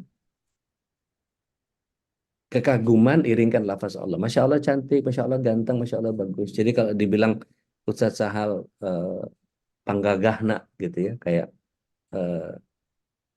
Mas Selo tadi pagi atau tadi malam tuh. Wah, ini nih fotonya Ustadz Sahal. Ini orang ganteng sesungguhnya. Maka tampilkan Masya Allah. Atau kebencian, tatapan kedengkian. Nah, sok kecakapan gitu aja, apa lain segala macam. Nah, itu bisa melemparkan tatapan kedengkian. Dulu di zaman Rasulullah SAW itu bahkan ada orang yang kemudian memang sengaja dipenjara atau ditahdir. Atau tepatnya dia dipelihara supaya tidak keluar rumah karena matanya jahat. Kisahnya Sa'al bin Hunayf radhiyallahu anhu bahwa ain itu bersama rasa takjub walaupun tanpa adanya sifat iri. Walaupun orang yang mencintai dari seorang soleh sekalipun. Dalam kitab Fathul Bari dijelaskan seperti itu. Dan Ibnu Hajar Al-Asqalani rahimahullah ta'ala menyatakan bahwa orang yang tertimpa bahaya karena sesuatu yang Allah tetapkan ketika seseorang memandangnya, ini juga terjadi dengan takdir Allah yang sudah ditetapkan sebelumnya. Bukan sesuatu yang kemudian baru saja diciptakan oleh orang yang memandang terhadap yang dipandang. Ini menyalahi konsep takdir. Begitu juga Imam An-Nawawi menyatakan bahwa dalam hadis ini ada penetapan keimanan terhadap takdir Allah. Bahwa benar ain itu ada dan sangat berbahaya. Dan penyakit ini bisa membunuh. Dan sudah terjadi para ulama tentang penerapan hukum kisos pada orang yang menerapkan ain itu. Bahkan sampai tadi saya bilang, beberapa kalangan di antara di zaman Rasulullah SAW itu sampai ada yang ditahan. Kalau seseorang melihat dari kalian, kata Rasulullah SAW, melihat sesuatu dari saudaranya, kemudian dia melihat penampilannya atau hartanya yang menakjubkan, maka doakan keberkahan. Maka barakallahu fiq itu bagian yang kemudian menjadi doa yang sangat disarankan. Barakallahu fiq, barakallahu fiq, barakallahu fiq. Kalau perhatikan mungkin saya sering kali begitu ada orang yang baca barakallahu fiq, itu doa. Supaya apa? Menghilangkan jangan sampai orang, dia lagi yang baca. Pasti Abah yang baca. Pasti Bu Vivi. Pasti Mbak Nadia. Enggak, ngilangin itu. Barakallah. Barakallah. Masya Allah. Barakallah. Karena ain betul-betul ada. Bisa diobati. Cara pengobatannya tidak akan dapat mengambil manfaat dari orang yang mengingkarinya, orang yang mengolok-oloknya, orang yang meragukan atau sekedar coba-coba tanpa meyakini. Ya, nggak akan dapat. Bagaimana caranya? Dengan ruqyah syar'i. Tidak ada ruqyah yang lebih bermanfaat kecuali untuk penyakit ain dan penyakit yang diakibatkan sengatan binatang berbisa. Maka ini berkait sama apa yang Ustadz Sahal pernah sampaikan juga. Nah, Rasulullah SAW memperlindungkan Hasan dan Husain pada saat baru lahir itu. Itu kabi kalimatillahi tammah wa min kulli ainin lamah wa min kulli syaitani wahamah. Ya. Nabi Ibrahim memperlindungkan Ismail dan Ishak juga membaca doa ini. Rasulullah SAW kepada Hasan Husain juga ini. Ini doa kepada bayi yang baru lahir. Jadi kalau akikoh biasanya saya bacakan doa ini. Uiduki atau iudika bikalimatillah hitam. Aku perlindungan engkau kepada Allah dengan kalimat yang sempurna. Min kulli syaitani wahamah. Ya. Dari segala pandangan setan. Wa kulli ainil lamah. Dan mata-mata yang jahat. Nah, itu. Nah, andil ulama Ibnu Battal rahimahullah taala menyukil bahwa sepatutnya bagi pemerintah untuk mencegah orang yang bisa menimpakan ain. Kalau ketemu orang atau dia memang sudah dikenal, maka tetap dia tinggal di rumahnya. Kalau dia fakir, maka diberi santunan untuk mencukupinya karena bahayanya lebih besar daripada penyakit kusta. Khalifah Umar bin Khattab radhiallahu an menyatakan bahwa nggak usah bergaul sama orang. Gitu. Dia lebih berbahaya daripada orang yang makan bawang, yang bau mulutnya ganggu orang yang menghadiri sholat jamaah. Dan kata Imam An-Nawawi pendapat ini benar. Tidak ada ulama yang terang-terang menyelisih ini. Lagi-lagi kita bicara tentang hadis Bukhari yang dijelaskan oleh Ibnu Hajar Al-Asqalani dalam kitab Fathul Bari. Jimat, syirik untuk mengobati penyakit ini nggak boleh. Jelas. Ini kufur kepada Allah. Dan syariat sudah memberikan syariat yang terbaik yaitu bertawakal. Ada beberapa kasus ya teh, punten. Ini terjadi di Bekasi. Dia seorang yang cantik, Masya Allah. Terus kemudian ada yang ain kepada dia. Itu mukanya jerawat semua. Nggak sembuh-sembuh. Ada seorang ustadz yang mengingatkan beliau, coba di medsosnya, di IG-nya, turunin semua yang ada foto-foto anti. Anti itu cantik. Turunin.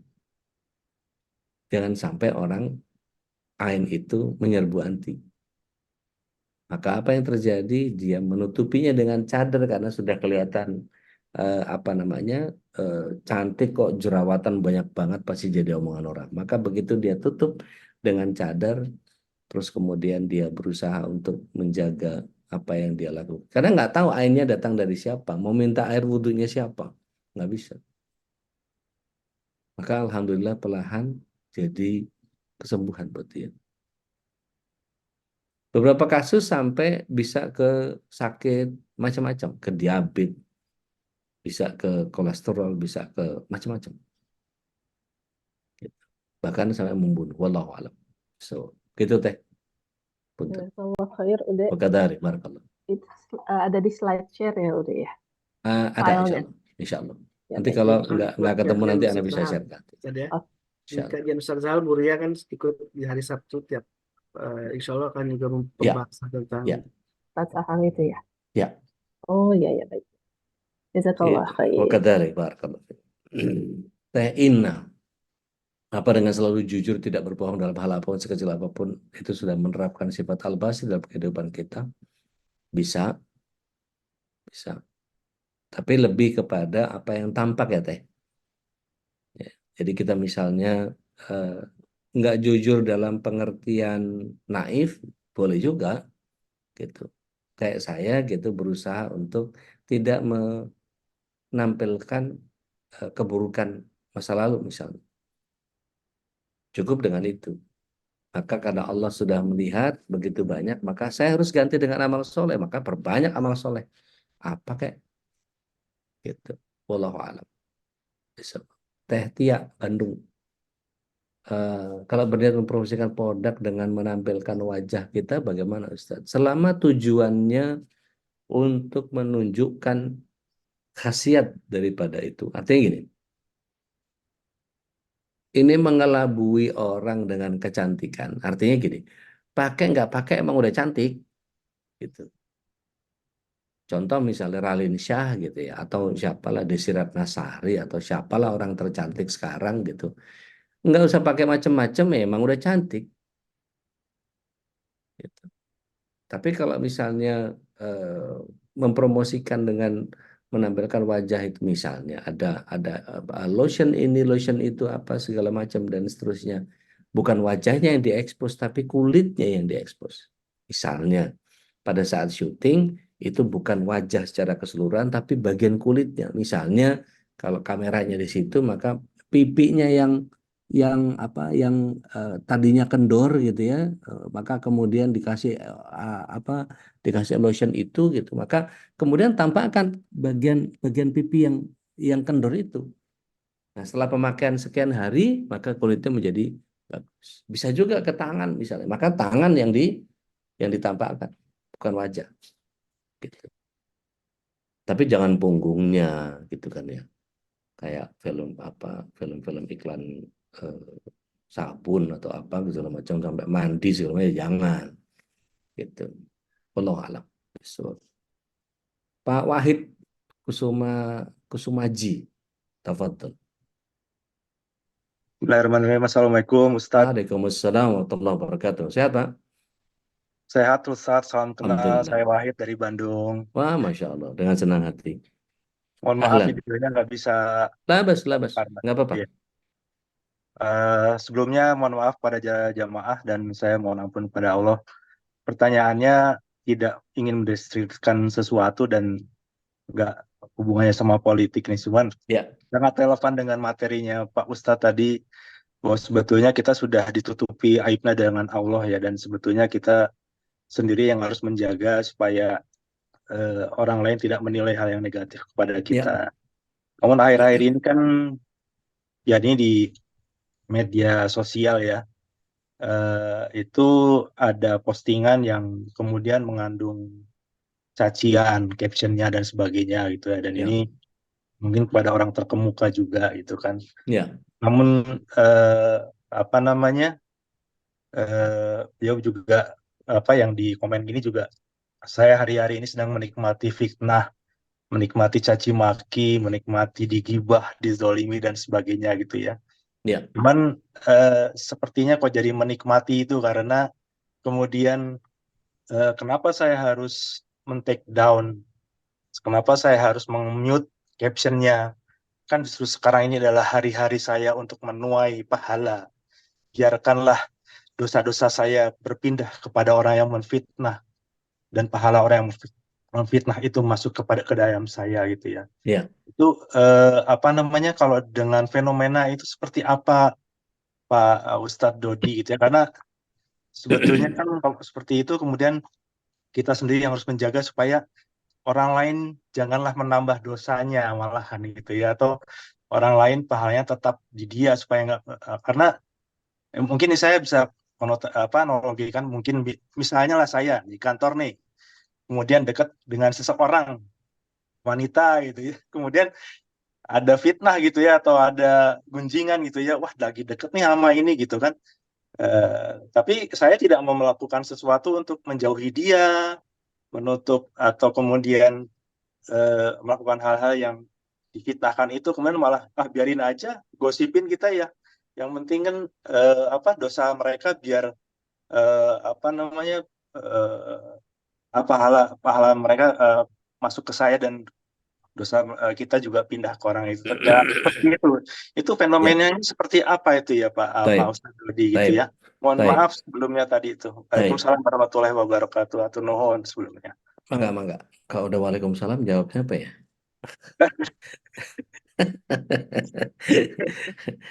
Maksudnya wassalamualaikum itu. Oke, Assalamualaikum. Iya, Waalaikumsalam. Bismillahirrahmanirrahim. Tentu begini ya. Ketika antum tadi menganalogikan antum lagi dekat sama perempuan, bukan mahram, terus kemudian jadi fitnah, terus kemudian antum begitu dikasih tahu orang, ya saya menikmati fitnah ini, saya nggak mau komen apa segala macam tanpa melakukan perubahan terhadap kesalahan itu gitu ya. Maka ini sebagai sebuah bagian yang saya sebut sebagai kemunafikan. Dari kita tahu kualitas seseorang seperti apa ya dari situ. Kita lihat bagaimana dia bersikap, bagaimana dia menentukan sikapnya, bukan terkoreksi malah merasa kayak didolimi. Playing victim namanya. Gitu. Saya melakukan kesalahan. Terus kemudian begitu saya dikoreksi, diingetin, ya nggak apa-apa, terserah orang mau ngomong apalah segala macam dan seterusnya. Ini pemanis bibir ini, pemanis bibir. Justru ini Allah SWT sedang menampakkan keasliannya, wataknya, karakternya, tabiatnya. Maka kita sebagai orang yang menyadari betul bahwa akidah kita harusnya nggak begitu. Gitu. Jadi kalau orang yang akidahnya bagus, dia nggak akan berani melakukan itu. Dia nggak mentang-mentang bahwa dia punya jabatan, dia punya status sosial dan seterusnya, membuat dia menjadi berdalih dengan apapun itu. Ya, saya menikmati ini, yo. Itu kan gimana sih? Bukannya malah terkoreksi, malah ya memang cara Allah SWT menampakkan seseorang dengan sifat aslinya, jadi begitu. Gitu Bapak Wahyu, wallahu alam bisa tapi pit mangga. Jazakallah khair. Wa kadzalik barakallahu fiik. Terima kasih Ude. Dengan senang hati Bu Pipi. Assalamualaikum. Masak apa hari ini? Waalaikumsalam. Ini lagi nganter si cantik ambil Oh, darah, Masya Allah. jadi Masya kan Allah. harus puasa dulu. Jadi nggak masak ya? Nanti baru kita makan lagi, baru kesini lagi. Doain.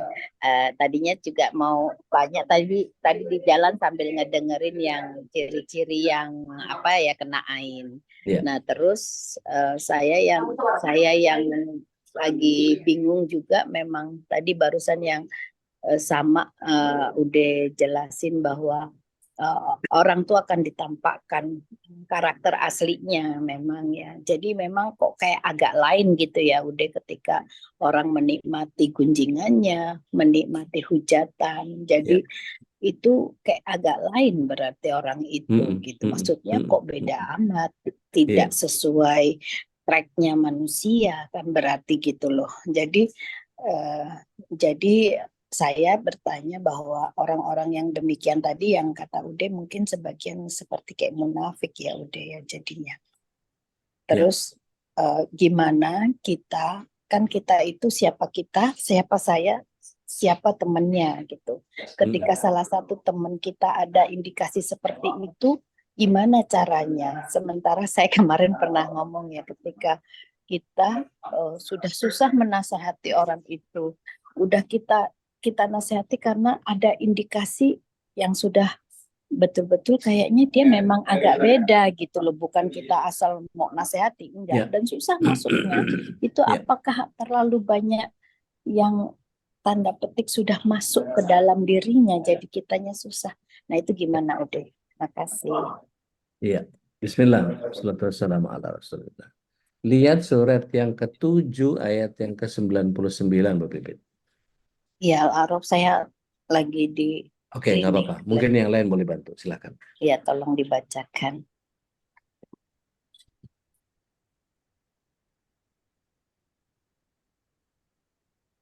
Ayat berapa udah? 99. 99. Bismillahirrahmanirrahim. Atau apakah mereka merasa aman dari siksaan Allah? Afan. 199 punten. Saya kalau lupa itu kadang-kadang suka nggak inget. Sama deh. Jadilah pemaaf dan suruhlah orang mengerjakan yang ma'ruf, serta jangan pedulikan orang-orang yang bodoh. Udah dikasih tahu, udah biar aja. Gitu. Kalau emang ada, maafin, dikasih tahu, nggak mau ya sudah, itu urusan dia lah sama Allah. Ditinggalin, terus kita tinggal. Iya, suruh ninggal kan, tinggalkan orang. Udah nggak bisa kasih tahu, daripada kita nepak tuh ketularan. Gitu. Iya. Atau kalau pasti memang Allah kita gantikan dengan yang lebih baik ya. Betul. Iya. Makasih banyak Ude dengan tadi hati, saya. Bu Pipit. Iya, Pak. Insya Allah nanti Ude tanggal 18 saya jemput Ude. Masya Allah. Insya Allah dapat Mudah-mudahan tugas. masih ada umur. Ya, Tugasnya masih. jemput Ude. Mudah-mudahan masih ada umur. Iya. Kalau sempat nanti mampir ke rumah dulu. Wah, Masya Allah. Siap. Makasih Insya Ude. Allah. Dengan Sama senang yang hati. lain. Dengan senang hati. Ini dari Nadia. Kalau di dalam mobil kan yang jualnya suka seksi gitu, gimana tuh yang belinya? Ya kita kan mau beli mobilnya. Emang beli mobil dapat ceweknya gitu, dapat salesnya enggak kan? Lalu bagaimana keberkahan penjual dan pembelinya? Ya penjualnya mungkin yang memang punya itu. Nah, pembelinya sih nggak ada urusan gitu ya. Wallahu a'lam bishawab. Sementara itu, Baik, Ustaz Khalis insya Allah. sepertinya udah lihat jauh banget ini. Insya Allah. Tabarakallah. Saking asiknya saya. Dan kalau memang ngobrol tentang agama ini memang Masya Allah, seharusnya tidak pernah bosan ya. Masya Dan tapi karena berhubungan waktu juga tidak ada kegiatan dan tentu kita harus membatasi ilmu ini jangan sampai juga terlalu banyak malah banyak yang masuk malah banyak yang keluar juga sih. Iya, gumon kan. Ilmu. Ya, mudah-mudahan apa yang sudah disampaikan Ustaz Dodi menjadi sebuah catatan penting bagi kita. Amin. Ya. Karena ini ada tema tentang Asmaul Husna dan silakan mungkin yang ingin murojaah untuk mendengarkan kembali apa yang sudah disampaikan Ustaz Dodi dalam channel YouTube kita ya di MH School Indonesia. Dan jangan lupakan mudah-mudahan dan doakan juga kami para pengurus MPI untuk tetap istiqamah Ya, Rab. menggelar kajian-kajian ilmu dan ini adalah sebuah kebaikan untuk kita semua.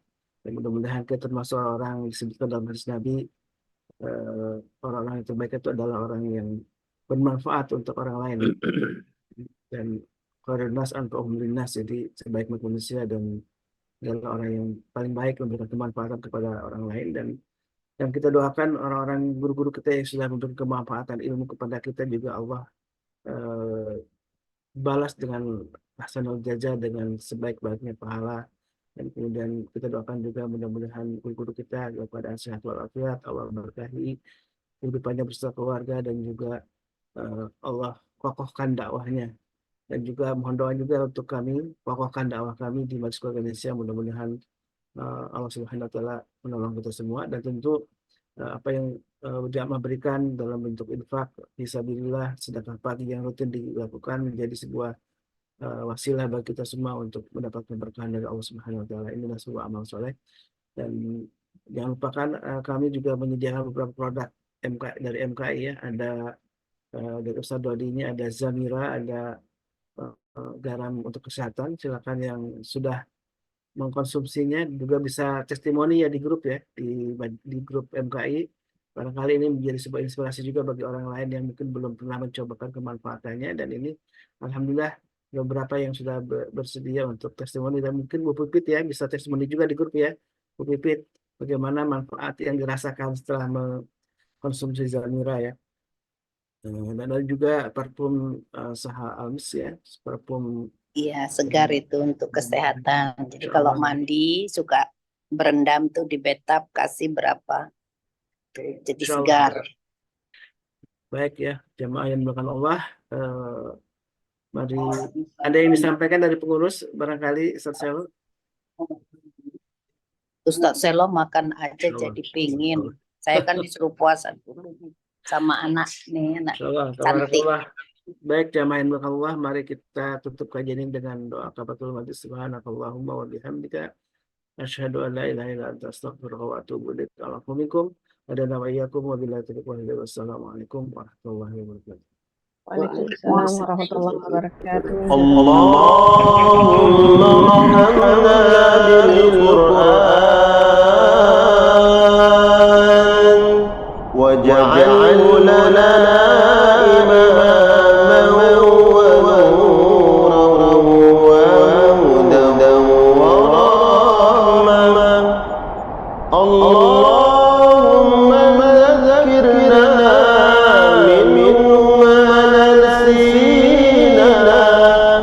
وعلمنا منهما جهلنا وارزقنا